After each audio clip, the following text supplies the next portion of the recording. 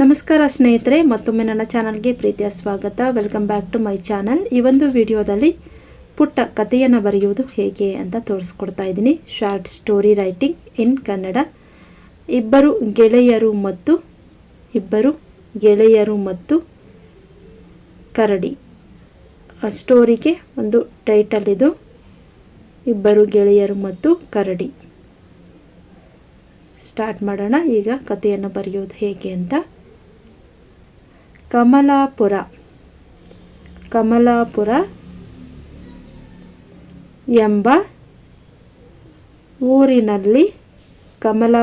ಎಂಬ ಊರಿನಲ್ಲಿ ನಾಗಣ್ಣ ಮತ್ತು ಶಿವಣ್ಣ ಕಮಲಾಪುರ ಎಂಬ ಊರಿನಲ್ಲಿ ನಾಗಣ್ಣ ಮತ್ತು ಶಿವಣ್ಣರೆಂಬ ಇಬ್ಬರು ಗೆಳೆಯರಿದ್ದರು. ಪೂರ್ಣವಿರಾಮ ಚಿಹ್ನೆ. ಅವರು ಒಂದು ದಿನ ಕಟ್ಟಿಗೆ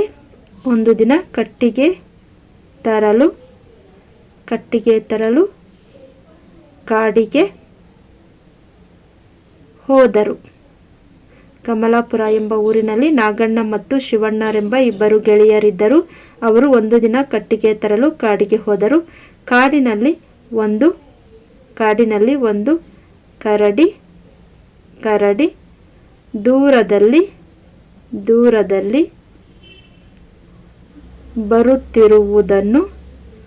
ಬರುತ್ತಿರುವುದನ್ನು ಕಂಡರು. ಪೂರ್ಣವಿರಾಮ ಚಿಹ್ನೆ.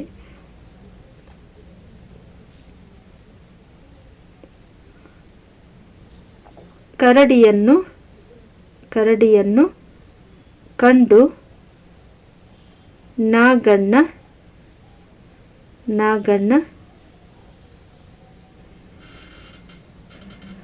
ನಾಗಣ್ಣ ಹೆದರಿ ಒಬ್ಬನೇ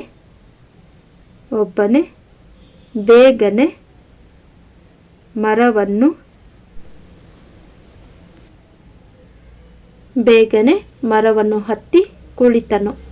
ಫುಲ್ ಸ್ಟಾಪ್. ಆದರೆ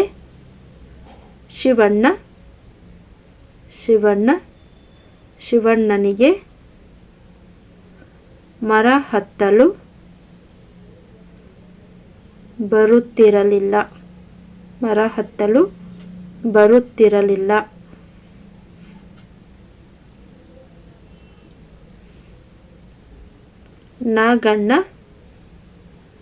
ನಾಗಣ್ಣನು ಶಿವಣ್ಣನಿಗೆ ಮರ ಹತ್ತಲು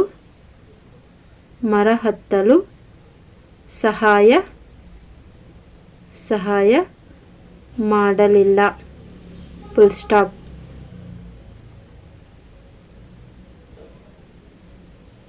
ಕೊನೆಗೆ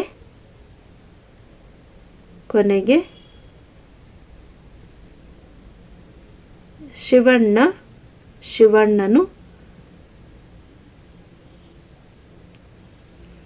ಒಂದು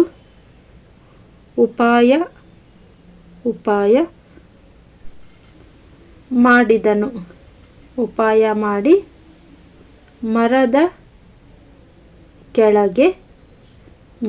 ಕೆಳಗೆ ಸತ್ತಂತೆ ಮಲಗಿದನು. ಕರಡಿಯು ನೆಲದ ಮೇಲೆ ಮಲಗಿದ್ದ ಶಿವಣ್ಣನನ್ನು ನೋಡಿ ಕಿವಿಯನ್ನು ಮೂಸಿ ಹೊರಟು ಹೋಯಿತು.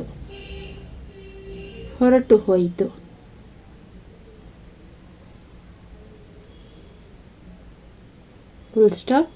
ನಂತರ ನೋಡಿ, ಮರದ ಕೆಳಗೆ ಸತ್ತಂತೆ ಮಲಗ್ತಾನೆ. ಕರಡಿಯು ನೆಲದ ಮೇಲೆ ಮಲಗಿದ ಶಿವಣ್ಣನನ್ನು ನೋಡಿ ಕಿವಿಯನ್ನು ಮೂಸಿ ಹೊರಟು ಹೋಯಿತು. ನಂತರ ನಾಗಣ್ಣನು ಮರದ ಕೆಳಗೆ ಇಳಿದು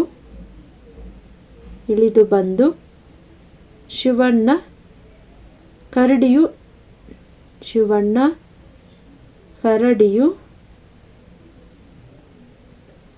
ಕರಡಿಯು ನಿನ್ನ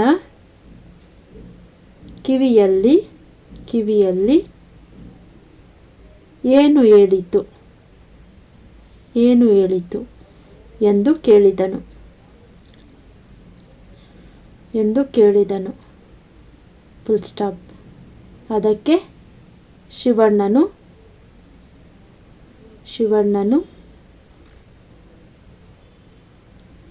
ಸಮಯಕ್ಕೆ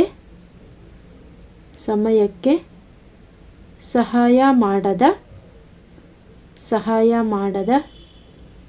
ಗೆಳೆಯ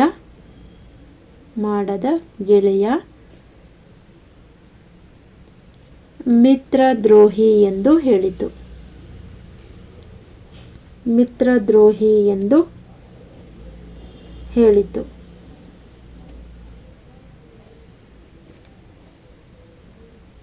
ಎಂದನು. ಮಿತ್ರದ್ರೋಹಿ ಎಂದು ಹೇಳಿತು ಎಂದು ಗೆಳೆಯ ಹೇಳ್ತಾನೆ. ಇನ್ನು ಕಥೆಯ ನೀತಿ ಅಂದರೆ, ಕಥೆಯ ನೀತಿ ಆಪತ್ತಿಗಾದವನೇ